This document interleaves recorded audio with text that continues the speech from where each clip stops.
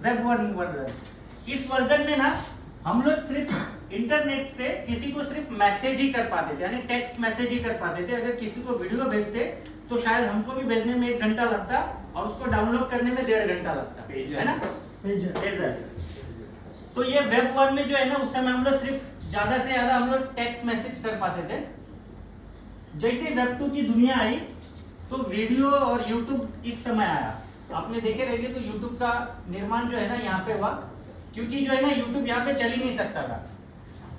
यहाँ पे यूट्यूब आया और उसके बाद जो है ना वेब टू की दुनिया से अभी हम लोग यहाँ पे जा रहे हैं, शिफ्ट हो रहे हैं वेब थ्री। वेब थ्री का मतलब हो गया ब्लॉकचेन की दुनिया। क्लियर है? और पूरी दुनिया में आज जितना ज्यादा से ज्यादा आप एमएलएम में देखिए या किसी भी प्रोजेक्ट में देखिए, ब्लॉकचेन के ऊपर ज्यादा से ज्यादा प्रोजेक्ट अभी आ रहा है। अभी वेबसाइट वाला जमाना गया है ना, वेबसाइट वाला जमाना यहाँ तक था, इसको बोलते हैं वेबसाइट। अच्छा, वेबसाइट में जो है ना इसका ओनर होता है। कोई भी वेबसाइट आप पकड़िए xyz.com, और जो इसका ओनर होता है ना उसे एक ऑप्शन मिलता है यहाँ पे एडमिन। क्लियर है यहाँ तक? और ये एडमिन में ना कभी भी जाते हो कोई भी चीज को चेंज कर सकता है, चेंजेस कर सकता है, क्योंकि ये क्लाउड बेस्ड सर्वर में, मतलब इसका डेटा जो है ना वेबसाइट, ये क्लाउड बेस्ड सर्वर है। यानी कि आप वेबसाइट में एक सर्वर ले लेते हैं जिसको क्लाउड बेस्ड सर्वर बोलते हैं, जिसका एक्सेस इसके पास होता है। लेकिन वहीं पे वेब थ्री की दुनिया में ब्लॉकचेन का जो सर्वर है ना, ये कोई एक क्लाउड बेस्ड सर्वर में नहीं होता है और किसी एक के पास नहीं होता है। ये पूरी दुनिया में ब्लॉकचेन जो है ना कम से कम एक नोड्स पे भी चलता है, लेकिन 3 नोड्स होना अच्छा होता है, यानी 3 सर्वर कम से कम होना अच्छा होता है, क्योंकि एक को जो है ना कोई भी हैक कर सकता है। सिंगल कंप्यूटर में कोई भी चीज आपको देके एसएमएस के द्वारा तो आपको हैक कर सकता है। 3 में जो है ना थोड़ा सा स्ट्रांग होता है, और ये जितना ज्यादा बढ़ता रहेगा उतना ज्यादा, मान के चलिए 1000 2000। तो आज सबसे ज्यादा बिटकॉइन क्यों एकदम फेमस है पता है? क्योंकि बिटकॉइन का आपने देखे रहेंगे ईटीएफ भी आ गया। ईटीएफ मतलब जिस तरीके से म्यूचुअल फंड लेते हैं उस तरीके से लोग बिटकॉइन का ईटीएफ लेते हैं। इसका रीजन यही है कि यहाँ पे जितना ज्यादा से ज्यादा लोगों के पास इसका कंट्रोल रहेगा उतना ज्यादा से ज्यादा पब्लिक में कंट्रोल है। तो बिटकॉइन का इस समय आप देखोगे ना तो 15,700 पूरी दुनिया के अंदर लोगों ने कंप्यूटर लगा लगा के माइनिंग कर रहे हैं। एक्चुअली बिटकॉइन की जो टेक्नोलॉजी है ये है POW, यानी प्रूफ ऑफ वर्क। यानी बिटकॉइन को बनाने के लिए ना आपको कंप्यूटर ही लगेगा, जो पूरी दुनिया में इतने लोग लगा रहे। इसका मतलब ये है कि एक से जितना ज्यादा रहेगा ये सिक्योर होता रहेगा। तो सबसे ज्यादा सिक्योर अब तक का बिटकॉइन है, मतलब पूरी दुनिया में इसको कोई भी हैक नहीं कर सकता है, पहला रीजन।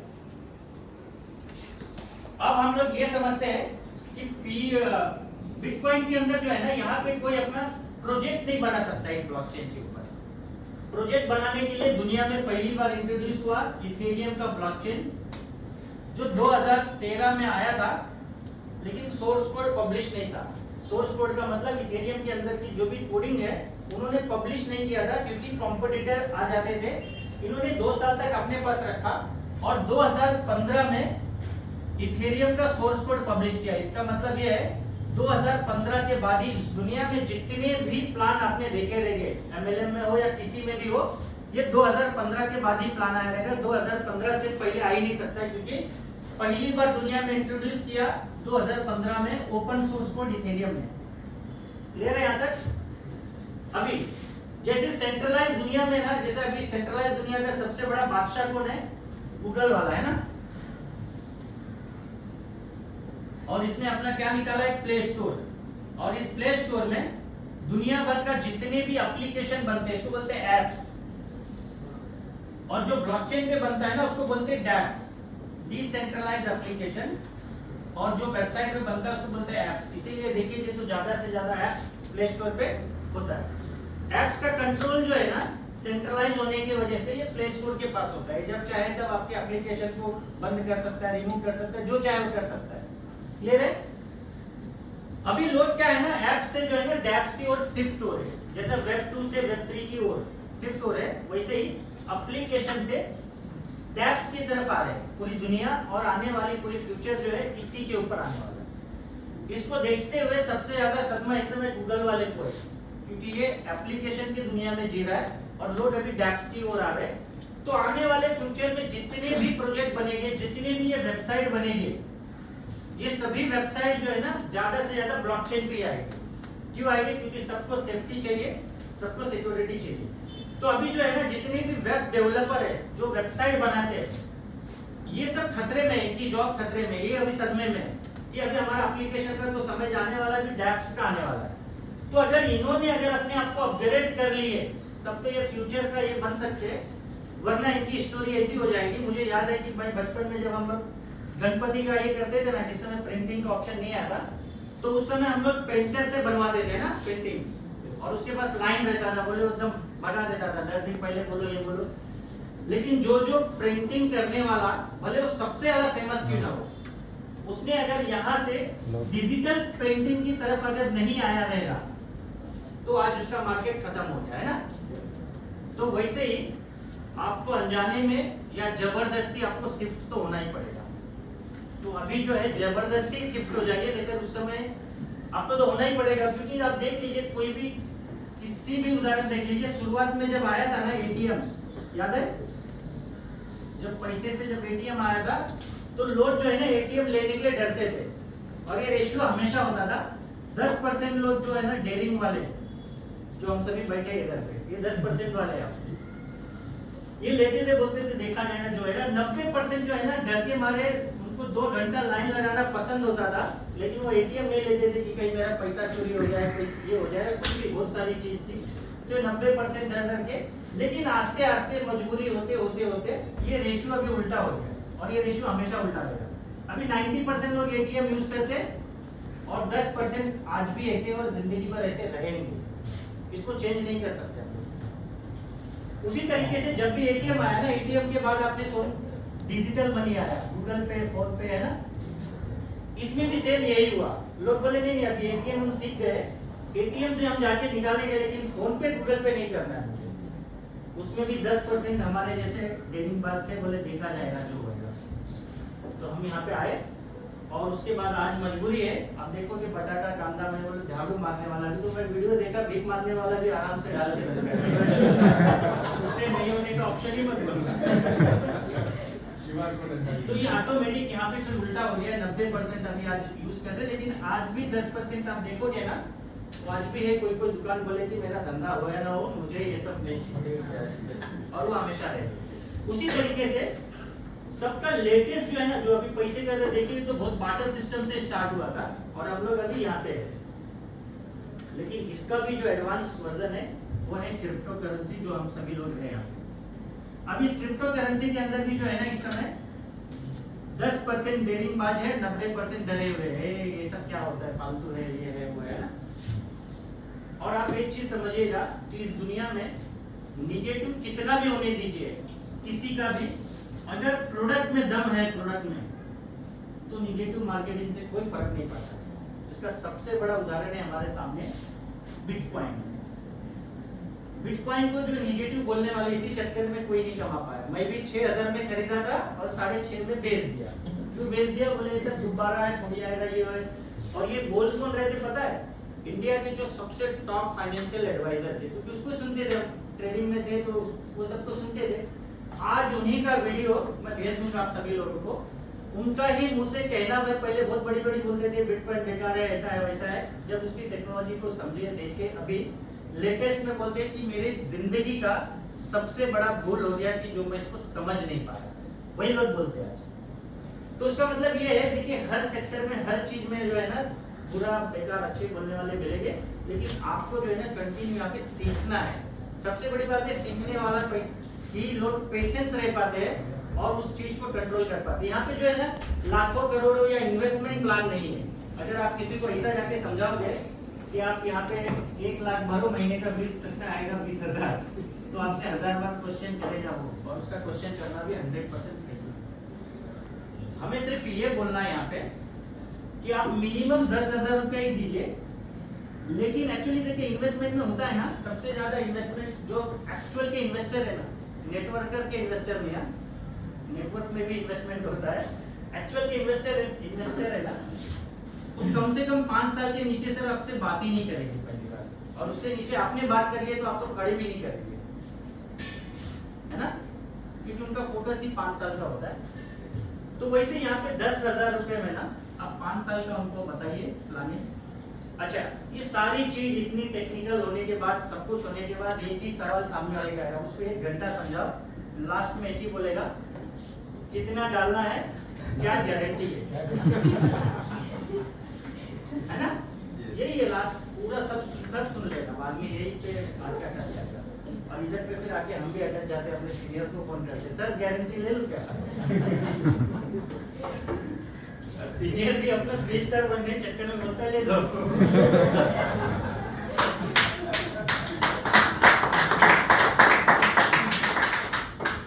तो ऐसा नहीं करना है, और ऐसा हमने किया है, और जैसे कि मैंने बोला कि गलती करो, जो गलती हमने किया है, मैंने भी किया और हम सब ने मिलकर किए हुए है ना, उस गलती को इसमें रिपीट नहीं करना, ऑटोमेटिक सक्सेस हो जाएगा, ऑटोमेटिक आपके ऐसा चुंबक जैसे लोग दौड़ेंगे। अभी हम डर रहे हैं ना कि मैं प्लान बोलूं जुड़ेगा कि नहीं जुड़ेगा, लेकिन मैं एक ही चीज समझता हूँ, आप सच बोलोगे ना, सच में बहुत बड़ा पावर होता है, बहुत बड़ा होता है। सच बोलिए और जो सिस्टम है वही बताइए। हाँ, गारंटी में फिर आप भी बिंदास बोलिए गारंटी, उसको वो आपसे दूर भागेगा। बोला यस मैं गारंटी लूंगा, उसका सवाल क्या था, कितना डालूं और क्या गारंटी है, यही था ना सवाल, और वैसे ही सवाल रहने वाला है। तुरंत उसको बोलना यस मैं गारंटी लूंगा, कितना डालूं तो 10,000 रुपए ही डालना, 11 भी नहीं चाहिए।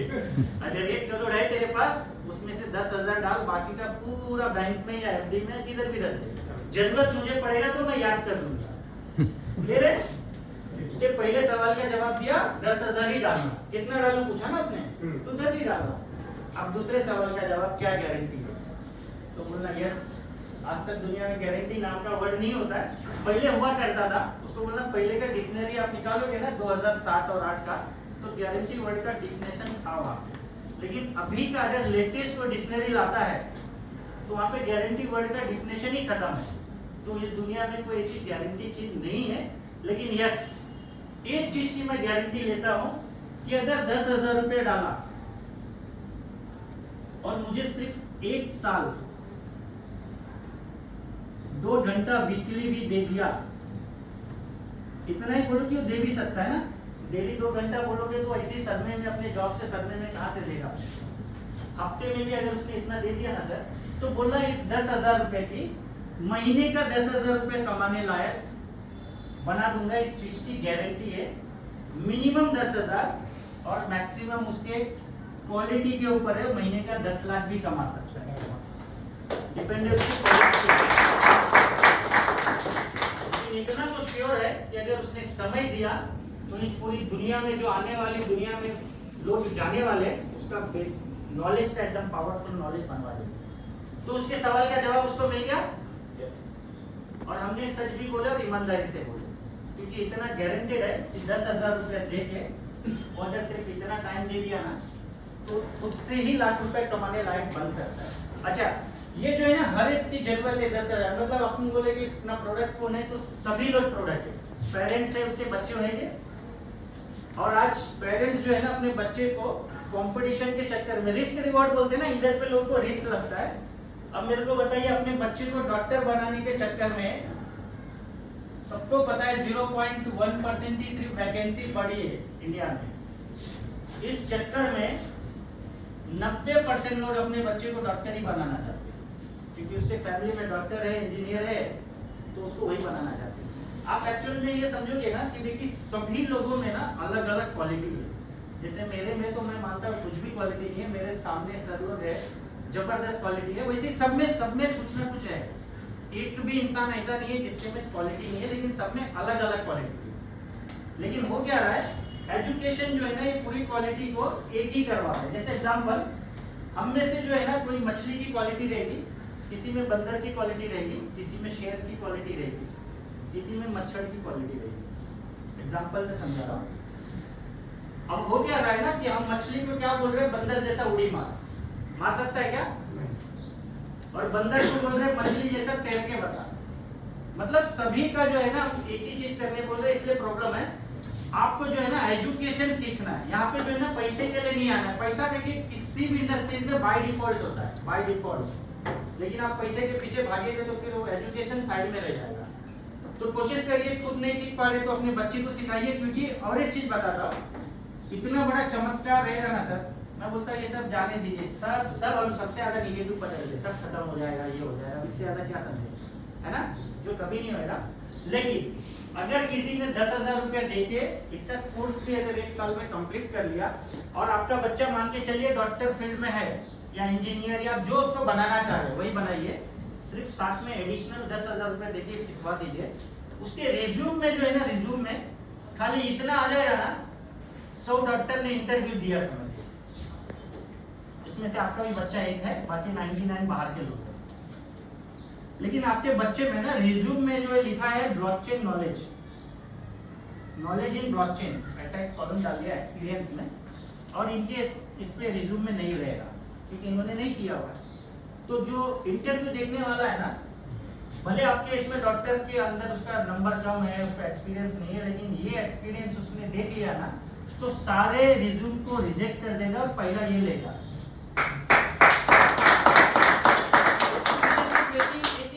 डिमांड और सप्लाई, इंडस्ट्रीज को चाहिए ब्लॉकचेन वाला, नॉलेज वाला, और मार्केट में है नहीं। अभी इसमें भी डॉक्टर की क्वालिटी है, इसमें भी है, लेकिन ये डॉक्टर ब्लॉकचेन वाला डॉक्टर है, तो कितना ज्यादा वो अपने आपको दे सकता है। तो यही चीज है कि आने वाला फ्यूचर्स में बहुत बड़ा करना है, तो यहाँ पे पैसे के लिए मत आइए। हाँ, बाकी टेक्निकल सेशन होते रहता है अपना। एक चीज आपको दावे से कहता हूँ कि अपने जैसे इस पूरी दुनिया में एक भी प्रोजेक्ट नहीं है, एक भी।